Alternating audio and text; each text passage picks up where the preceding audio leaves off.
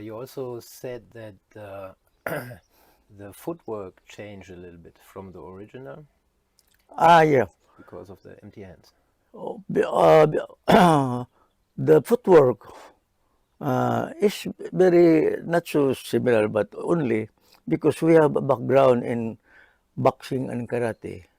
So the original footwork, like in the Eskrima, we try to in my group I improvise it because every time I apply the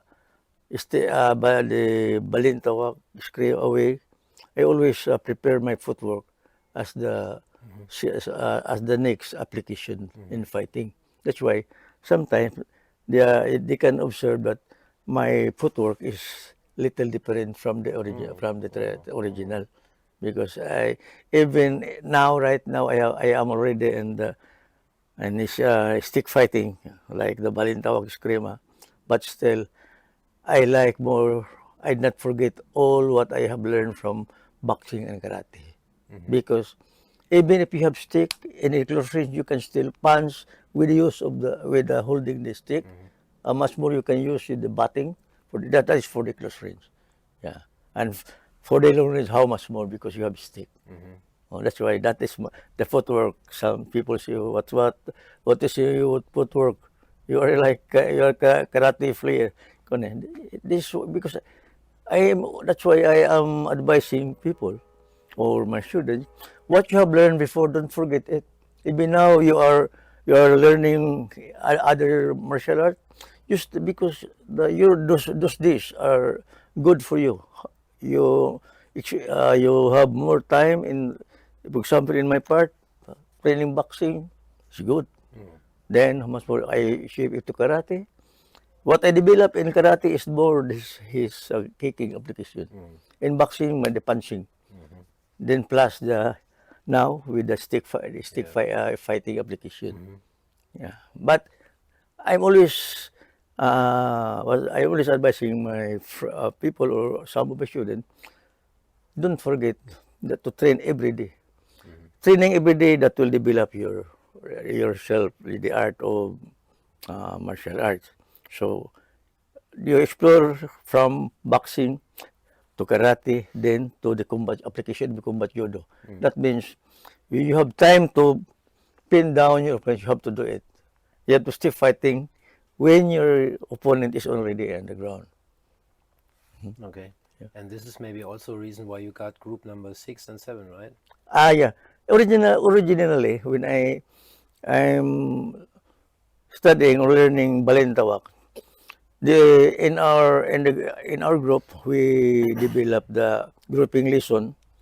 Our late teachers like Attorney Jose Villasen and the late Teofilo Billis, they introduced the grouping system, but they only uh, the lesson is only up to group 5, which is group 5 is the punching application, ballistic and fighting motion.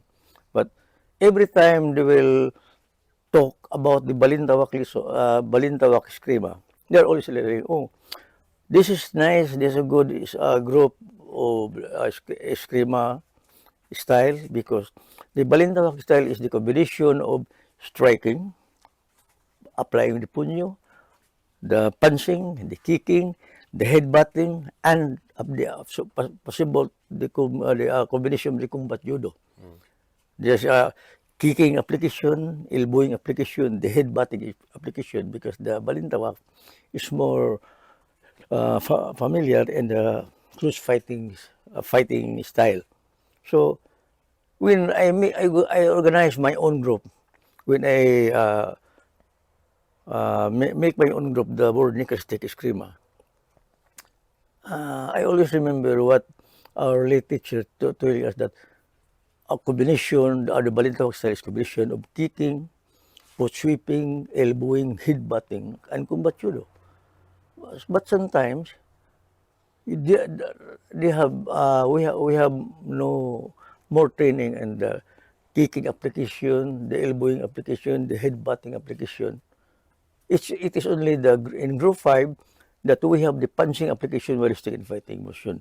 So organizing my Nickelstick screamer, I added from group 5, I've added 2 groups, group 6 and group 7. That's why my other comrades laugh at me. Hey, you're developing another style. Oh, this is no. I'm just making my own flavor. So that's why I developed the fencing is in group 6. No, group 5. Then plus the group 6 which I add is the elbowing and the headbutting. Then for my group 7, I developed the kicking application. Because I have background in karate, so it's easy for me to develop the kicking application. So what I understand, in group 5, all punching application and the Balintawak, that is all punching application that belongs to group 5. Anywhere, if once you will punch anywhere with the stick, okay, that it belongs to group 5. Then in group 6, when you apply elbowing, headbutting for the close range, it's like that, okay? So that belongs to group 6. Elbowing anywhere. Then when you apply the kicking, so because before mostly of the kicking application in our Balintawak is just almost frontal, but only up the knee.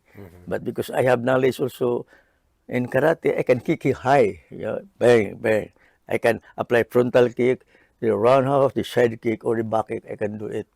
That's why I developed the group 7. That's why they can say, oh, what's that? This new style? No, this is Balintawak. I'm just doing what our lead teacher saying, that the Balintawak is the combination of punching, elbowing, headbutting, and batting, kicking, foot sweeping, like that. And the application of the combat judo, because that's also important. The application of combat judo, you can apply it especially during the holding counter techniques. Yeah, that's why we have to learn also. What if somebody, your opponent can hold your stick or your arms like that? So it needs the holding counter technique, because we have the feeling and because we have the last is the holding counter techniques.